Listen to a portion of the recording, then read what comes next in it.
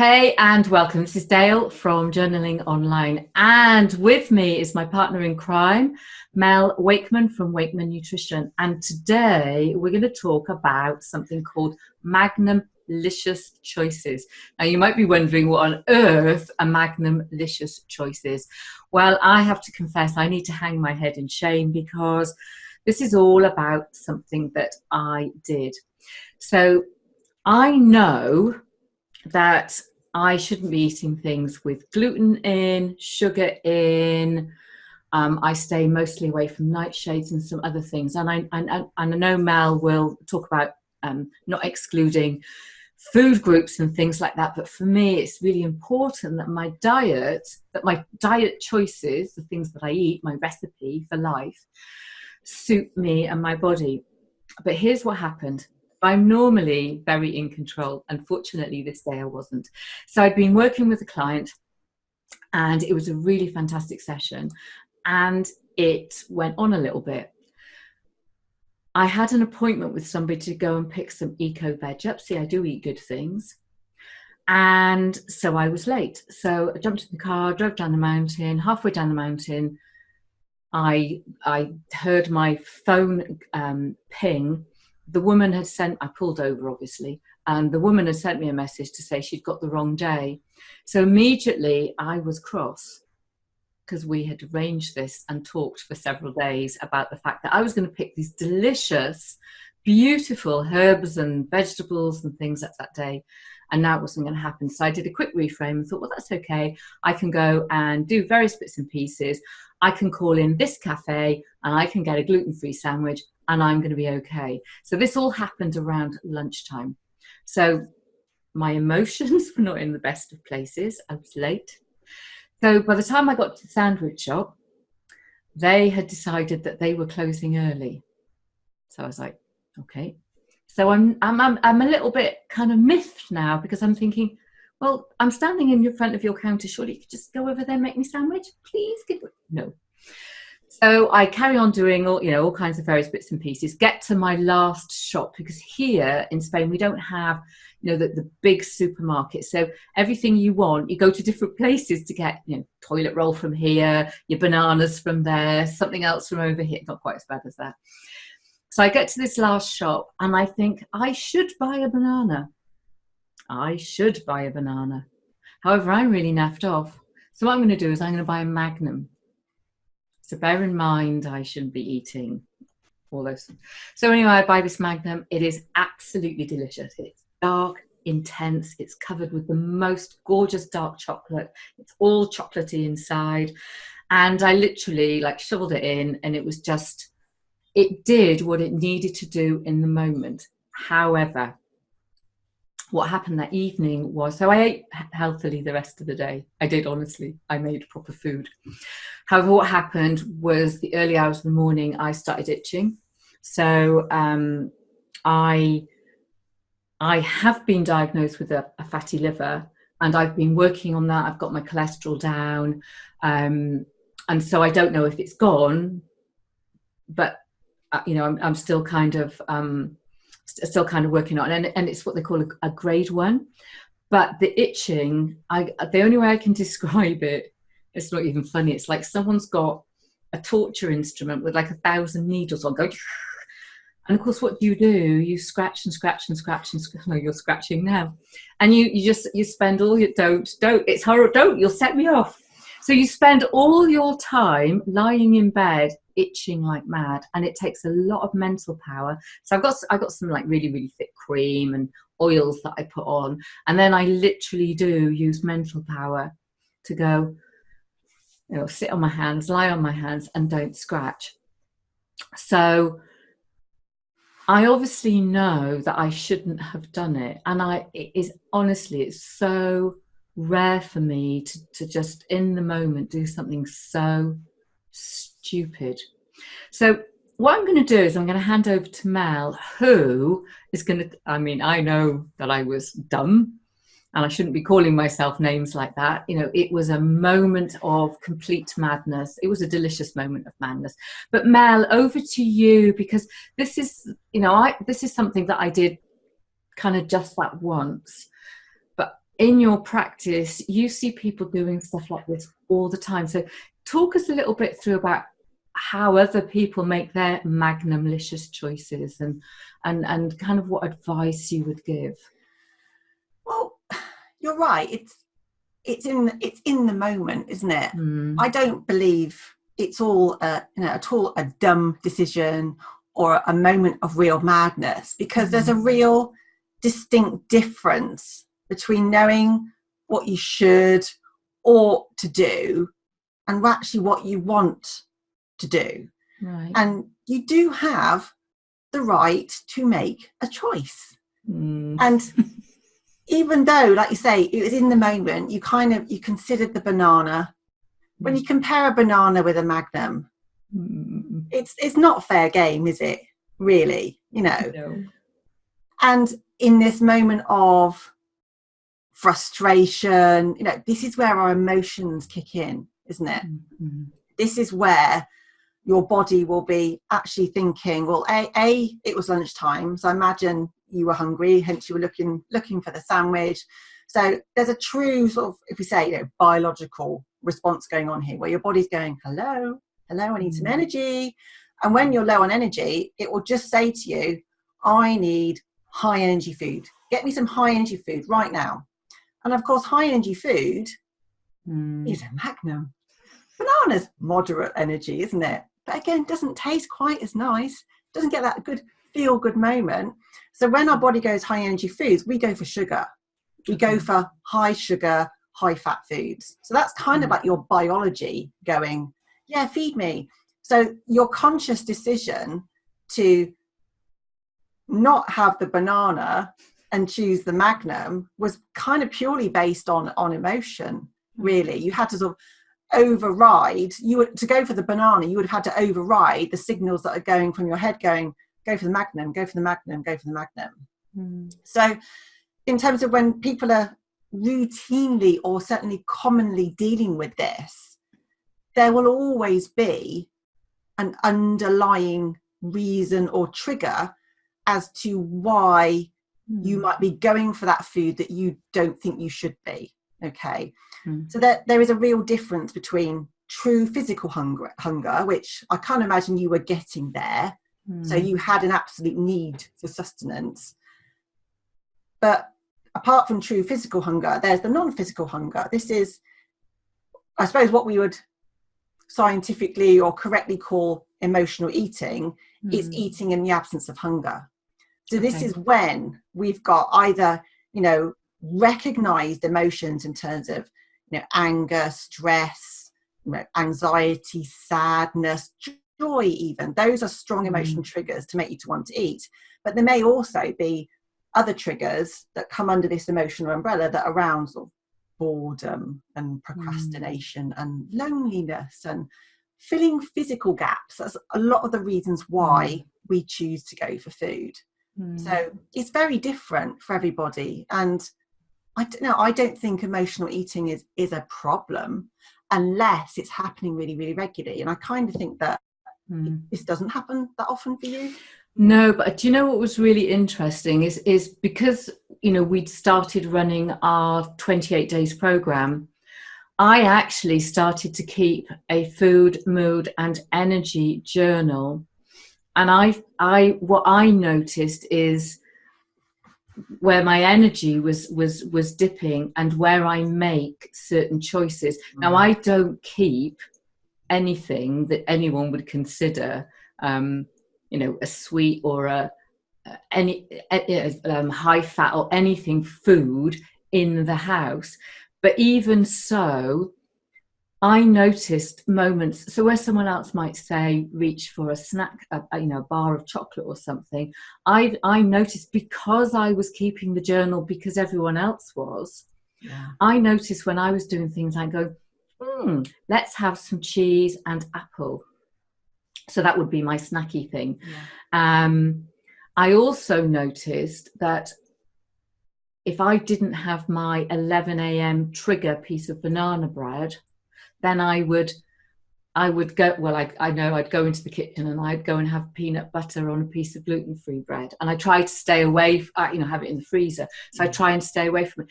And what was wonderful, that the moment with the Magnum was for me very unusual.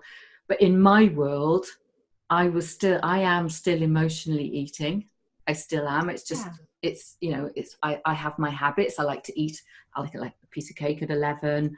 I like to nibble something in the afternoon just to keep my blood sugar kind of even.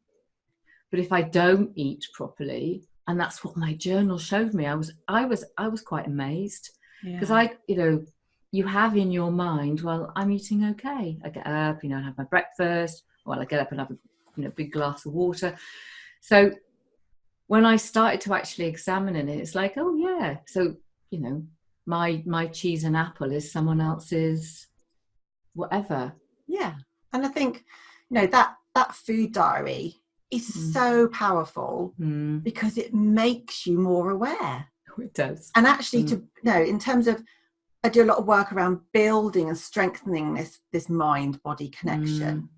In order to do that, you have to become more self-aware. So there's nothing stronger than actually taking pen or pencil to paper, and in part sometimes maybe admitting to yourself what you're eating, but actively checking in with your body and seeing how you are feeling at that moment in time.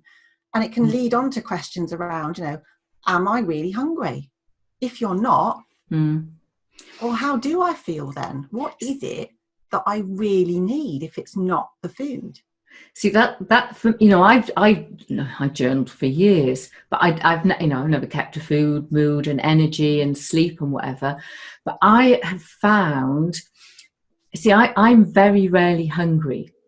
I'm just not. It just doesn't happen. But there's a process where I look at the clock. So I've got my dog, I finished work, I've got my dog walking, and I look at the clock and I know I need to eat, before a certain time, because, otherwise it puts your sleep out. But I eat quite intuitively. So, whereas someone else might throw the fridge open and go, oh, there's nothing to eat. Mine is full of like vegetables and all sorts of things.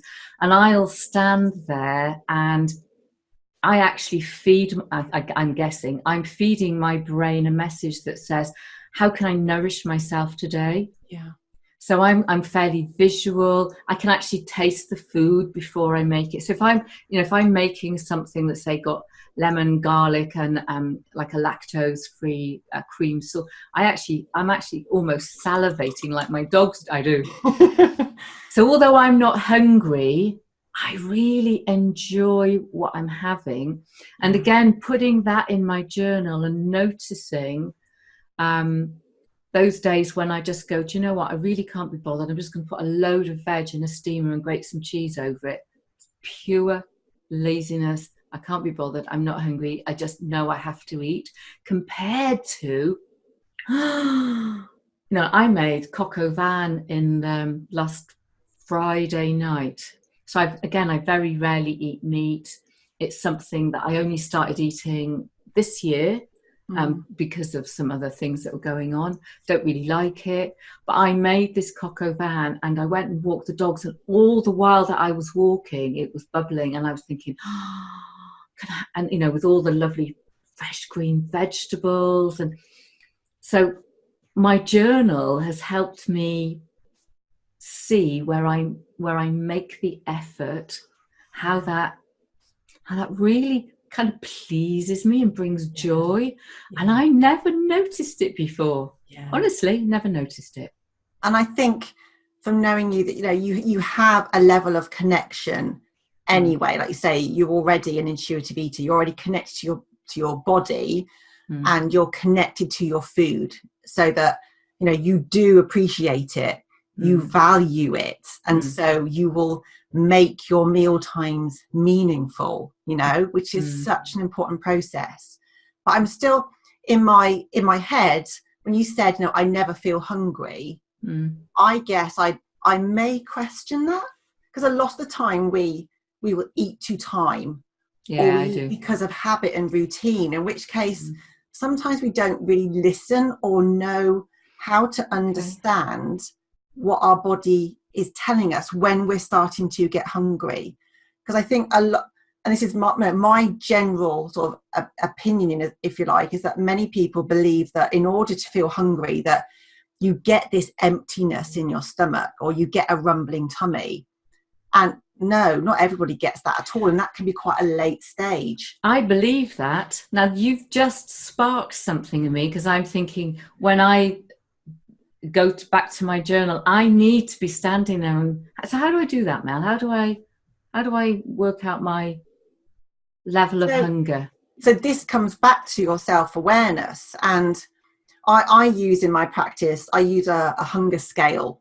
Right. So it goes from 0 to 10. So 0 is basically, that primal hunger where you feel quite angry almost, that sense of urgency that you kind of need to eat now. And then it springs all the way over to a 10, which is I feel really full and uncomfortable. And what a lot of people tend to do, because they don't recognize the more subtle nuances of emerging hunger, is they'll leave it. The food and eating not being a priority is something else here, which means it can wait. I'll just do this. I'll just do that. You get to I'm too hungry, where your body is like you say, open up the cupboards. I'm waiting for the food to fall into my mouth. And then you then eat more quickly. You tend to overeat, and then you rebound onto the opposite end of the scale. So to find those subtle nuances, it's what I would suggest is you kind of check in to your body. It doesn't necessarily have to be always between meal times, but randomly throughout the day. Okay. And you can kind of just sort of ask yourself how it is that you're feeling. And you can go sort of almost like head downward, head to tummy is quite a good place to begin. And do you notice that, your mind is starting to wander? So if you're losing focus or concentration, if you're reading, something multiple times and it's still not going in, is, your eyes kind of drifting and you're daydreaming, you might get a sort of, sometimes like a pressure or a heaviness in your throat, down your esophagus. You might get a sort of pressure feeling. It can feel a bit like a gnawing, maybe a bit acidic, sometimes like that. You might find that you're not sure whether you're thirsty or you're hungry. And this is really subjective. So with lots of, just like lots of other things, how you feel when you're hungry is uniquely personal to you. So I can never tell you, Dale, no, you're hungry now, or you must be hungry, or you must have had enough now, you can't be hungry anymore. No one can ever tell anybody else. But they do. But they do. All the time. Yeah, all the time. And it's that, sometimes it's that sort of judgment thing of, oh, you haven't pudding, are you? Oh, you've got room for pudding. Yeah, I have pudding. Or yogurt and banana, that's a pudding. Yeah, so that's interesting. We can come back and talk about that one, the hunger cue thing. I think that's a really, really good idea, because I mean, today was mostly about how and why we make choices. That kind of extends this conversation, because really, today was more about that kind of those emotional triggers and looking out for them, and then recording them in your journal. I mean, I've learned something new today. I just assumed I never feel hungry. And this is sort of the power of emotions, in terms of you know what sugar does to you. You know how it makes you feel, that whole itchy scratchy thing. And you kind of in the moment have to decide whether it's worth it, don't you? It was worth it. Yeah, this is it. It wasn't. It was awful. You know what the fallout is going to be, and it's like it is a choice. And I think lots of people really question these choices and go into that, oh, it was terrible, beat yourself up afterwards. It was I very much look at it as an open choice. I choose to eat this Magnum, as long as you enjoy it and it makes you feel good in the moment. That's kind of softens it a little bit. But you made that choice knowing that you're going to get itchy. As it happened, which is very typical, when your liver isn't necessarily very happy, what's happening there with a fatty liver is that the fat has kind of replaced some of the functional liver tissue that does all the jobs that it does in the body. Like the liver's like your kitchen in the body. It's like where it's all at. And what we know is that when we have carbohydrates, particularly sugary ones, is they're much more easily laid down as fat in the liver. And then when the liver doesn't do its job, the waste products that you routinely makes, that we will then, usually like these bile salts excrete out in our poo and all that sort of stuff, and we'll recycle them, doesn't do that very well. So you get these bile salts and that's what causes substances that kind of accumulate under your skin. And it's weird. It's very common that it happens at night. Not entirely sure why. It'll be to do with differences in metabolism. In the moment when you're at nighttime itching and it's driving you potty, then you're regretting your choice. But I am. It's all a learning curve, because we are emotive beings. We are human beings, not robots. And so you take that information and you kind of store it in your memory. And so next time you get that urge to have that Magnum, you go, yeah, but you know what? It really made me feel crap last time. Do I want to do that? Maybe so not. In closing our session and the story, I'll tell you what I did with the rest of the Magnums, because there was a box of 3. You should have given them to me. Yeah, but you live a long way away. They're in the bin. They were in the freezer. And I thought about this sensibly, and I thought the pain of what I went through was too much. So I went and took them out of the freezer and put them. I could have given them to the dogs. Oh no, I can't, because it's chocolate.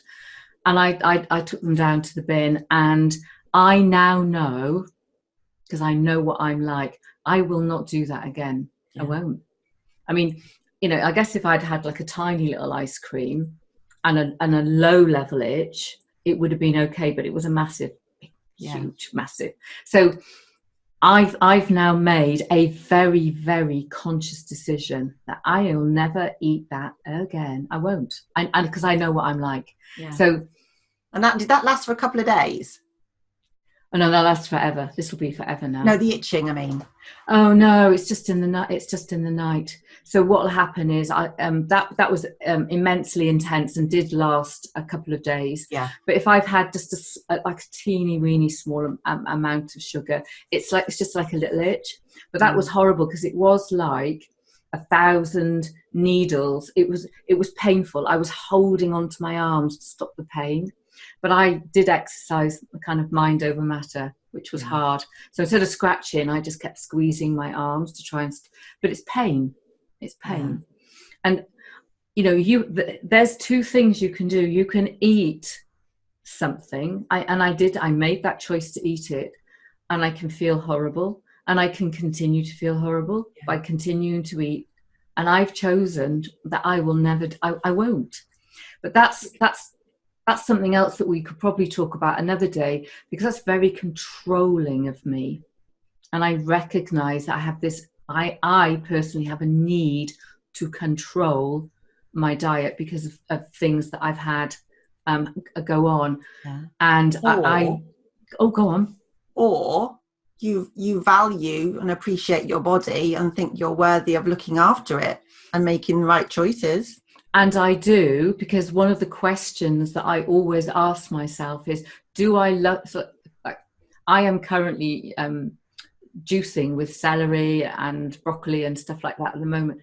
And my question to myself is, do I love myself enough to do that, which is kind of laborious and boring and whatever, because it gives me extra nutrition? And the answer is yes, I do love myself enough. So yeah.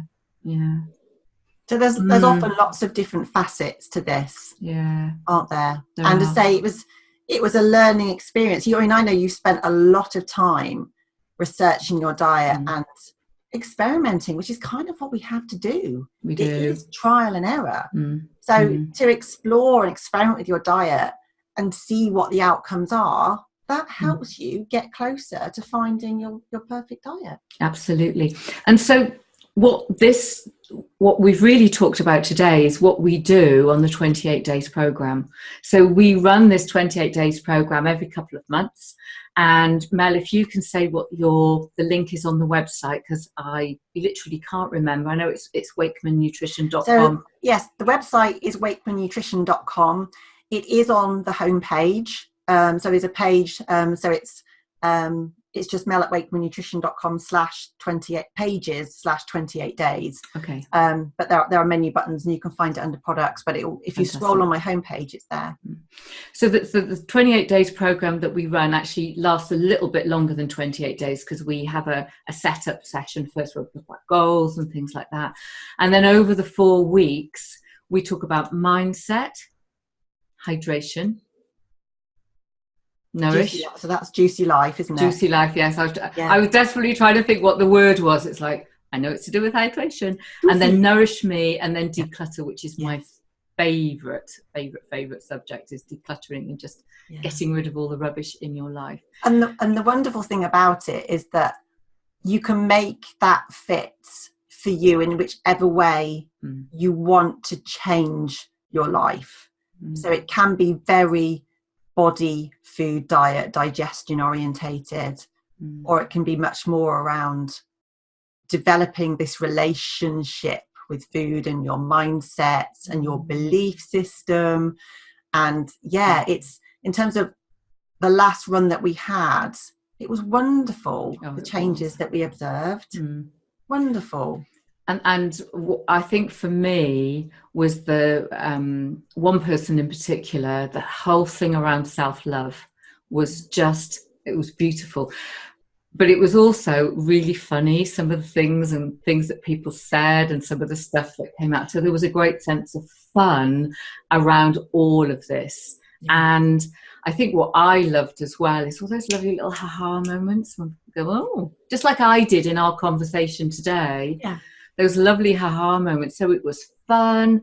There was, lots of different ways of interacting. And, like you said, people get what they need to get out of it, whatever that is. It is a very, very personal journey. Yeah. Very personal journey. So thank you, Mel. That's been absolutely brilliant. I definitely learned something. So I will put the links in. We'll put the dates when the next one starts, and we hope to see you on the 28 days to New You program. Thank you. Yeah, thank you very much. Thanks for watching. Thank you. Bye. Bye. Okay.